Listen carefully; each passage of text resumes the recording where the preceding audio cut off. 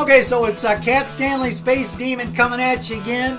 And today I want to get in the old DeLorean. We're going to head on back to September of 1978. Want to revisit the tour that Van Halen did opening up for Black Sabbath. Now, this would come a few months after Van Halen's ill-fated tour with Journey and Ronnie Montrose. I don't know if you saw my earlier video. That's the tour where Eddie Van Halen made Steve Perry cry like a baby. I'll link to that one in the description if you want to find out about that. I won't get into that.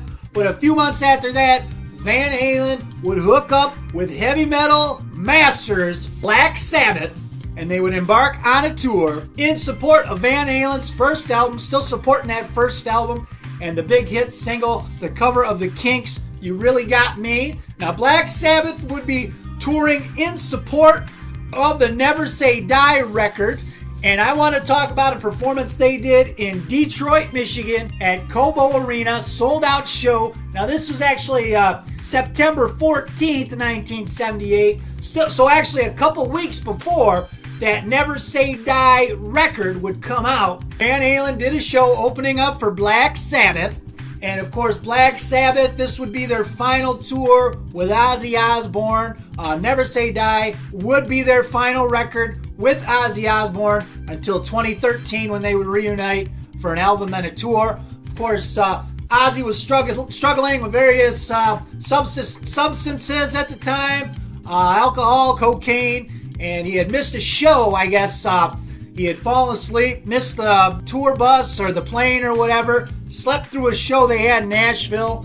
Riot ensued, so there was all kinds of issues on this tour with Ozzy. He would get sacked from the band, of course, go on to record a couple iconic albums with Randy Rhoads, and then have a successful solo career throughout the 1980s and beyond until he reunited with Sabbath in 2013. But I want to revisit that show they did in Detroit, Michigan, September 14th, 1978. I've got an article here that was in the Michigan Daily newspaper. Now, the Michigan Daily was a student-run newspaper out of the University of Michigan. So this article is written by a guy named Timothy Yeagle.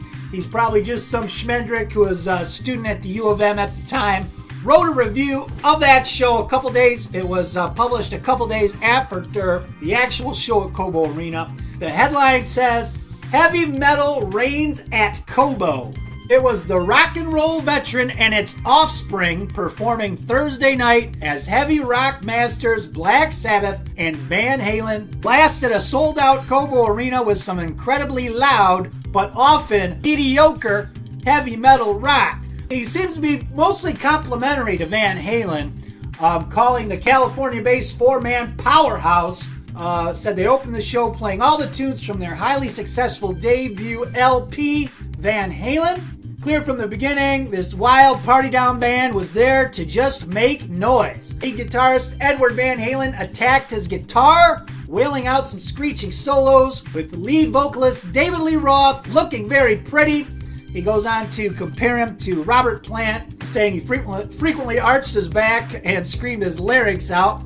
He said, "Needless to say, it didn't all sound very good." He said, "Van Halen is a great band live if you like to let it all hang out like they do. They have a good time performing and expect their audience to do the same. They got rowdy, priming the anxious crowd for Black Sabbath." Now, this guy's not quite as complimentary to Black Sabbath's set. In fact, he's a bit critical. He says some interesting things in here. He said the four-man British band were on their 10th anniversary tour. They were called the last of the underground bands. They began their 3- and 4-chord assault on the ears with the pounding Symptom of the Universe from their LP Sabotage. This set the musical tone for the evening. Now, it's interesting because he comments about the set list. He said that the song selection could have been a bit better. He said they didn't play a few of the true Sabbath tunes most of us expected them to play. Sabbath, Bloody Sabbath for one. But he does say, however, they did do ear-splitting versions of Electric Funeral, War Pigs, Iron Man, and Paranoid. Obviously, the latter three were pretty big, got quite a lot of airplay and still do to this day, so I don't know which particular Sabbath songs he may have been talking about that he expected them to play that night at the show that they didn't play, but it sounds like they played three of their pretty big radio hits. Paranoid, obviously, was their big single release that kind of put them on the map, made them mega stars in terms of having a pop single.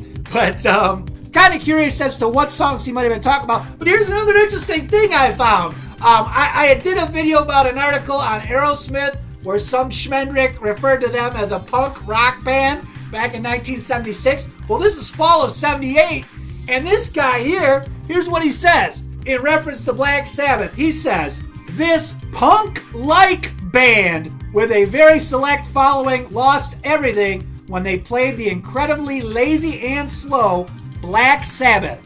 The band was missing notes and cues and really shouldn't have played the song at all. It's just not a good live number." So here this guy's calling Black Sabbath a punk-like band. I don't know if that's in reference to the sloppiness, he equates that to punk, or what, but I thought that was an interesting, that he had referred to them. Well, listen to what there's a funny thing in here, because this guy says, Sabbath does not have an outstanding stage show. And listen to what he says. Lead guitarist Tom Iommi. He calls Tony Iommi Tom Iommi.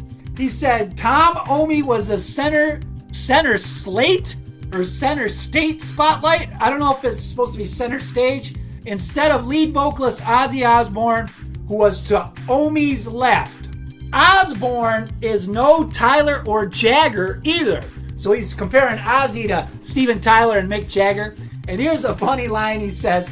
He looks almost clumsy, running, yelling, and clapping around the stage, and looked like a complete moron, hunching next to Iommi, trying to mimic him while he just stood there, grinning and playing his black guitar. Sounds like Ozzy, a complete moron. Blah, blah, blah. They ended the set with Dirty Women and Rock and Roll Doctor. And then he just goes on to say Black Sabbath is going to be around longer than most people think.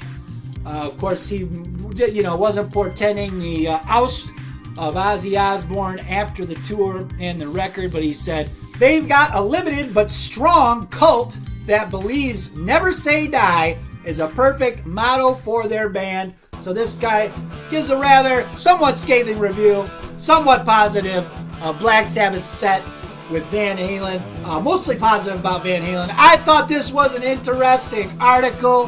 The final tour for Ozzy Osbourne before he got sacked from Sabbath.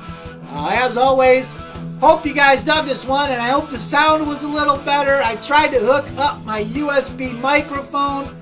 I couldn't get a good volume out of it, so I just went with the built-in microphone on the Chromebook. Yeah, I'm running on state-of-the-art gear here, folks, but I didn't record it in the echo chamber. I tried to record it somewhere, maybe get a better sound, maybe not. I hope you liked the video, and we'll see you next time. Who's here?